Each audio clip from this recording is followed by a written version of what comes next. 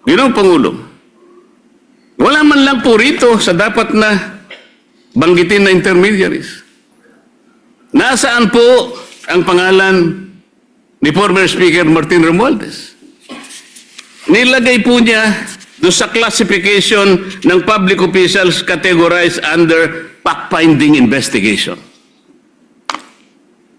Ang laki po ng diferensya ng fact-finding investigation sa preliminary investigation. Bakit po yung tinuturo mismo na mastermind, yun pa po yung nasa, wala po sa preliminary investigation, nasa fact-finding lang. Tingnan po ninyo yung mga lumabas sa mga dyaryo, sa mga periodiko, Ginoong Pangulo. Billionaire News Channel dated May 5, 2026. Ombudsman, Romualdez umanong tinuturing mastermind sa controversial na flood control scandal. Politico.com dated May 5, 2026. With 56 billion in supposed kickbacks, Ombudsman tags Martin Romualdez as mastermind of flood control scam. Abante dated May 5, 2026. Ombudsman, Romualdez Co. mastermind ng 56 billion flood control kickbacks. Abogado.com PH dated May 5, 2026. Ombudsman panel tags Romualdez and Co. as masterminds. Dito pa lang po sablay na yung report Nandun lang siya sa fact-finding, samantalang ang ombudsman, tinag na po siya, isa sa mastermind. Saan po papunta ang report? Kahapon po ay narinig na rin natin sa wakas ang pinakahihintay nating ulat ukol sa mga ginawang pagdinig ng Blue Ribbon Committee patungkol sa flood control anomalies. Ngunit, Ginoong Pangulo, ang isa pong mabigat na tanong ngayon ay hindi lamang kung anong laman nito, kung hindi paano ito iniharap sa sambayanan. 9 months from the initial hearing, 5 months from the time we released the so-called minority report, and 2 months from the time I delivered my privileged speech regarding the delays in this flood control investigation, better late than never, ika nga. Subalit, nakakapagtaka naman ata na matapos ang lahat ng panahong iyon, ano po ba ang inihain sa Senado? Hindi isang formal na committee report, Ginoong Pangulo. Hindi isang rekomendasyong may bigat at otoridad ng komite.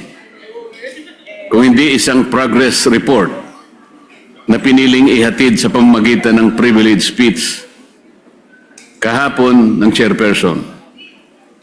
Kung ganito lang din pala ang kahihinatnan, bakit kailangan pa niyang paabutin ng ilang buwan ang paglalahad kung ang tunay na nais ay may paalam sa taong bayan ang kinahinatnan ng mga pagdinig?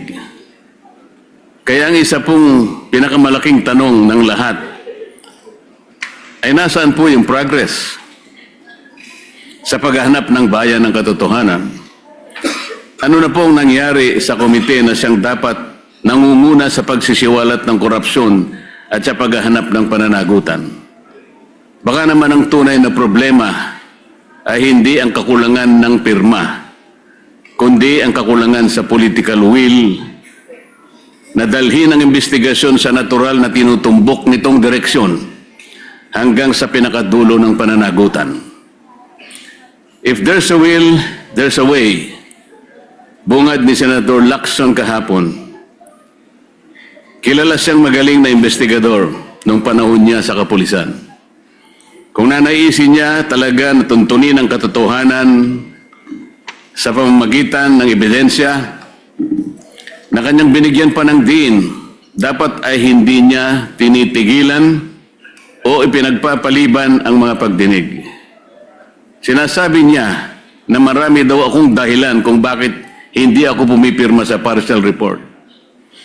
Ngunit mas marami akong katanungan sa kanyang sariling mga dahilan kung bakit hindi matapos-tapos ang investigasyon ng Blue Ribbon patungkol sa bagay na ito. May mga napako at pabago-bagong desisyon tulad ng Abril 14, naka-schedule ang pagpapatuloy ng hearing sa Blue Ribbon Committee ngunit biglang ipinagpaliban.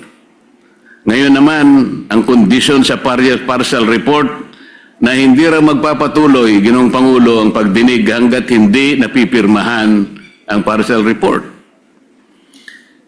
Isa itong malinaw na pag-atras sa nauna niyang sagot sa akin nung siya'y direktang tanungin ko sa bulwagang ito, Ginoong Pangulo. Gaya ng pagtiyak niyang ipagpapatuloy ang investigasyon nang lumabas ang balita tungkol sa pagkahuli ni Zaldico.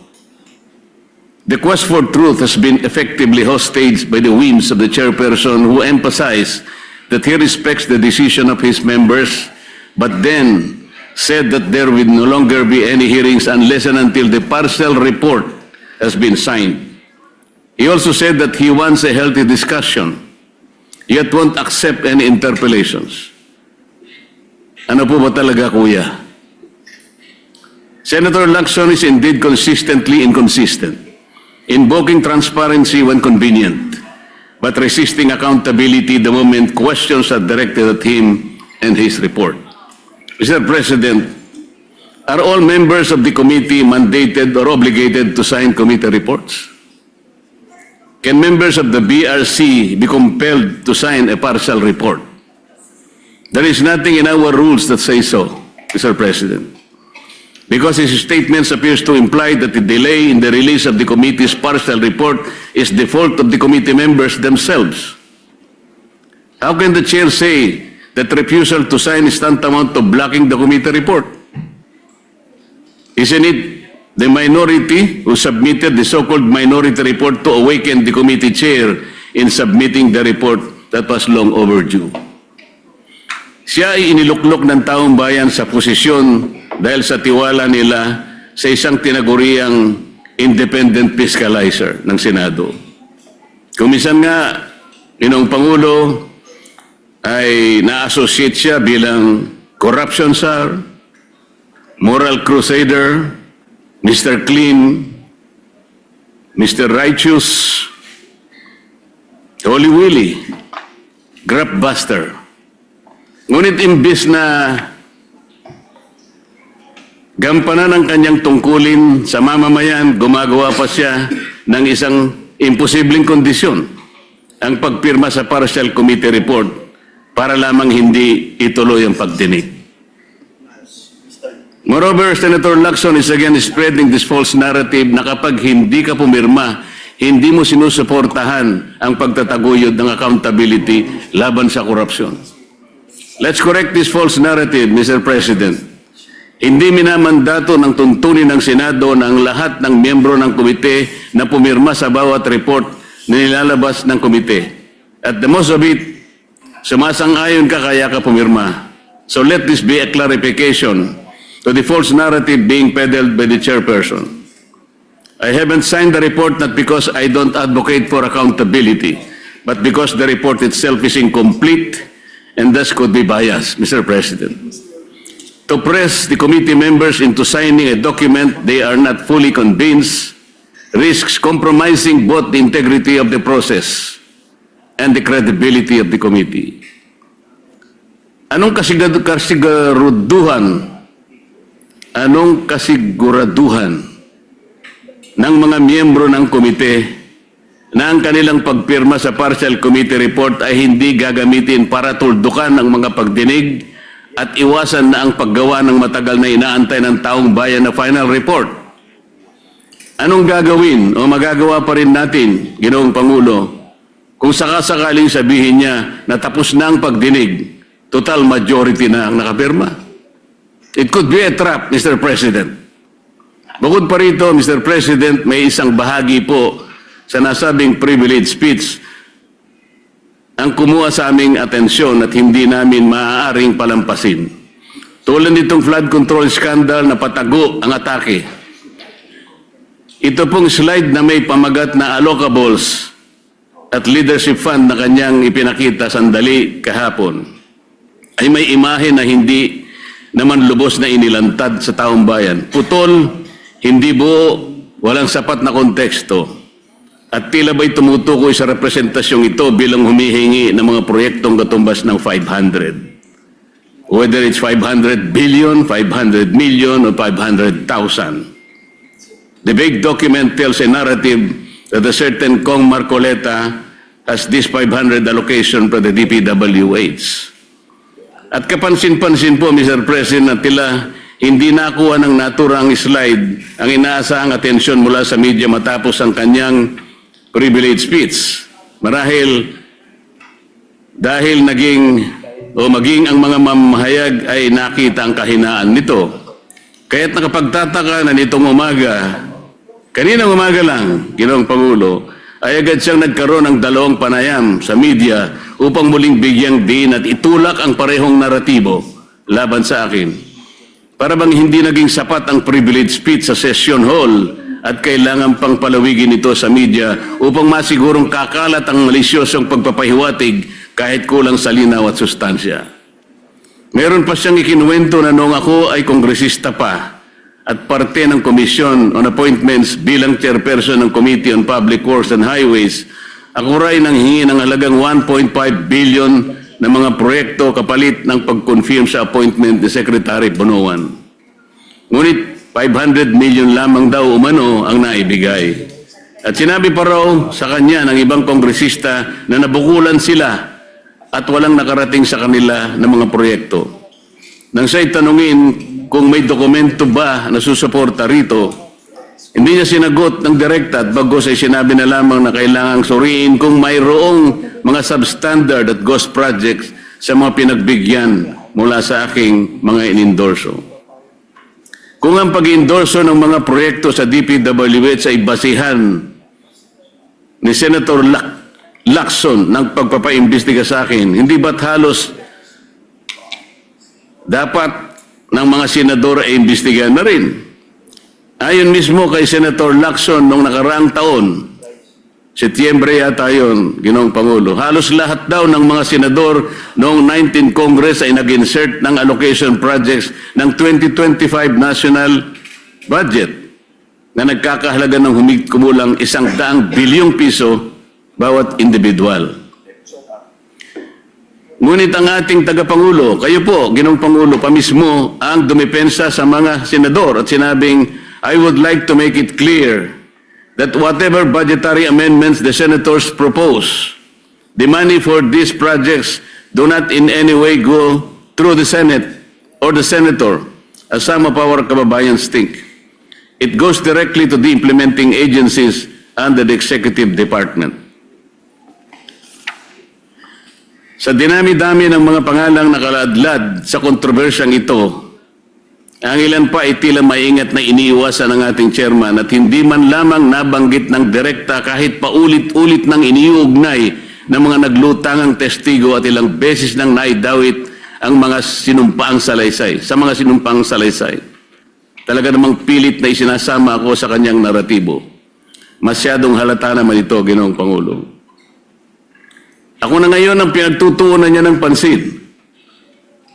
Dahil ba sa ako lamang ang nagsasabi sa kanya na gawin niya dapat ang trabaho niya, Mr. President? Kung talagang hangarin ng chairman ay katotohanan na transparency, bakit tila naging targeted ang kanyang patama sa pumupuna sa kanya? Bakit hindi siya manindigan o bakit hindi niya matindigan na mismong ombudsman na nga ang nagsabi ng kanilang kakasuhan, si Speaker Martin Romualdez? Para ba sa kanya ay walang talagang kinalaman o sadyang pikit ang kanyang mga mata sa isinisigaw ng lohika? Sadya ata talagang nagbago na ang ating kasamahan. Nasaan na ang tapang ng dating Chief PNP na habulin ang mga nagkasala sa bayan? Kung itong issue nga na patungkol sa paglimas ng ating national budget ay kanyang iniiwasan at ipinagpapaliban ng matagal, ngayon gusto niyang puntahan ng umunoy breakdown ng mga proyekto para malaman kung may mga ghost projects sa mga ito. Paraan lamang niya ito upang maipilit ang kanyang naratibo laban sa akin, Ginoong Pangulo. Hindi na po ito paghahanap ng katotohanan. Ito ay pagpapalutang ng duda sa pamamagitan ng isang palabas. Hindi na rin po bago sa akin itong ganitong pailalim na pag-atake, Ginoong Pangulo. Nakita na natin ito nang siya ay sadyang nagpakalat ng isang splice o pinagtagpi-tagping video ng aking mga pahayag upang baluktutin ang tunay kong sinabi at linlangin ang publiko tungkol sa aking posisyon. Noon pa man malinaw nang may pagtatangkang sirain hindi lamang ang aking pangalan kung hindi pati ang aking kredibilidad bilang lingkod bayan.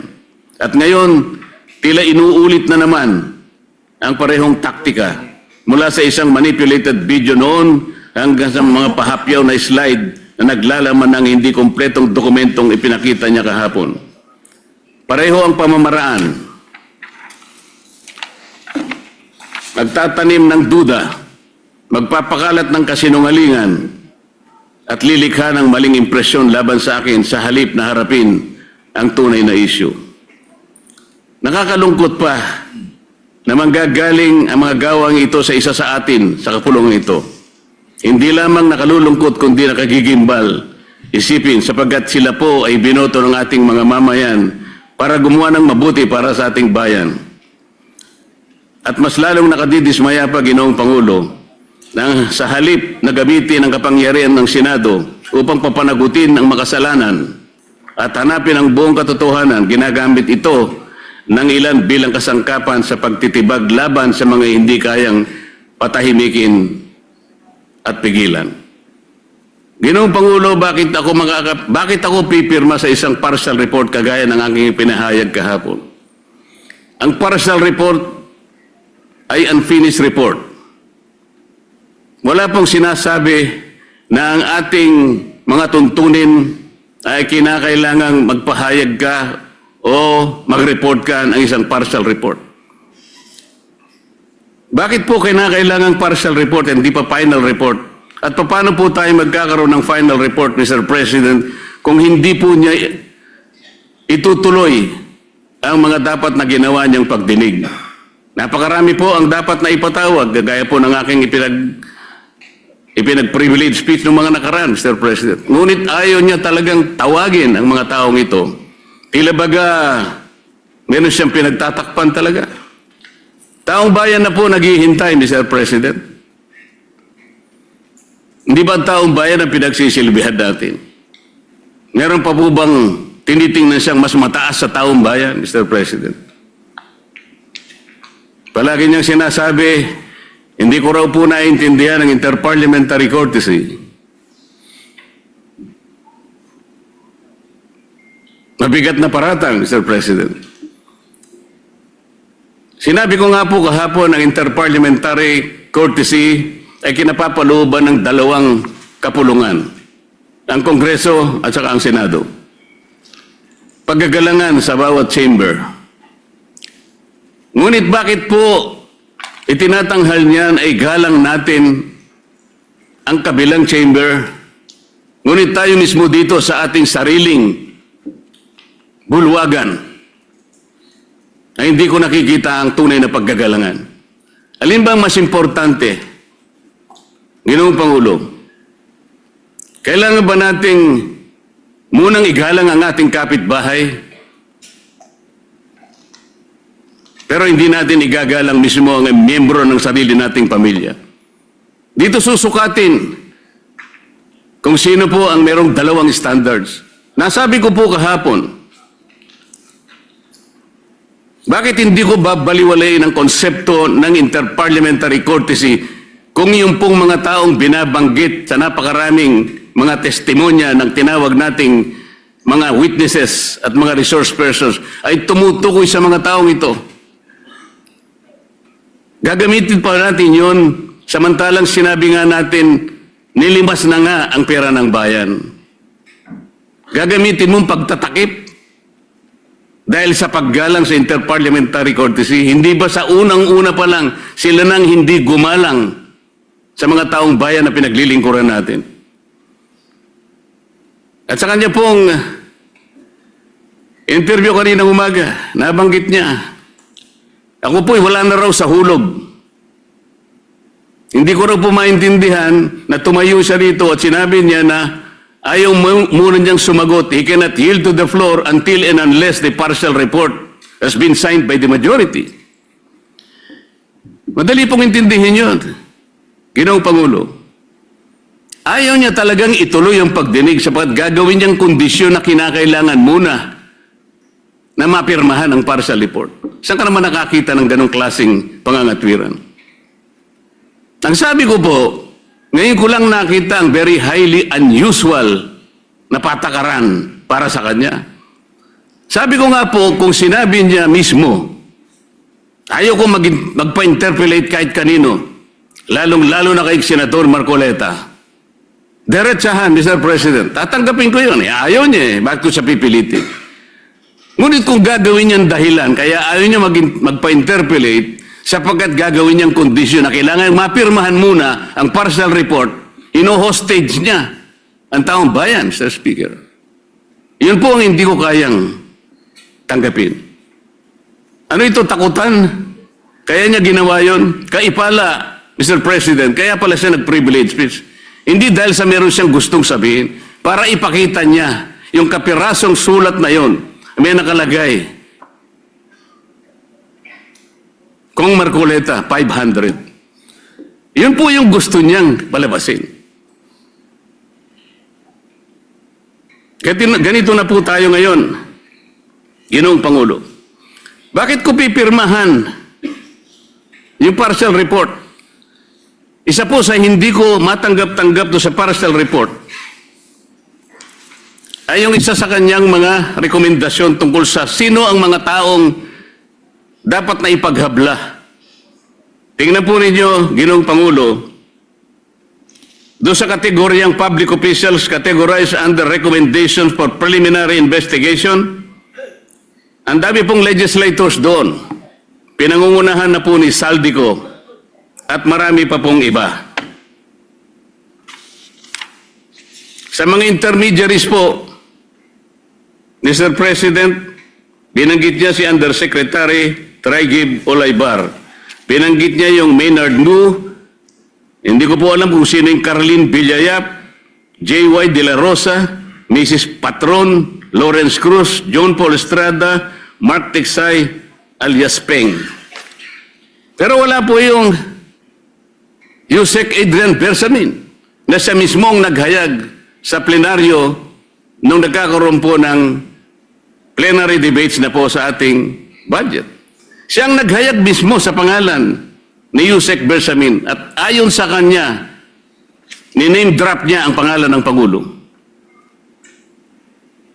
Sinabi rin po ni Saldico, yung 30 Tamarind Street na kung saan 1 billion ang nai-deliver ni Saldico. At ang tumanggap po noon ay si Yusek Jojo Cadiz. Napakabigat na akusasyon. Ginoong Pangulo, wala man lang po rito sa dapat na banggitin na intermediaries.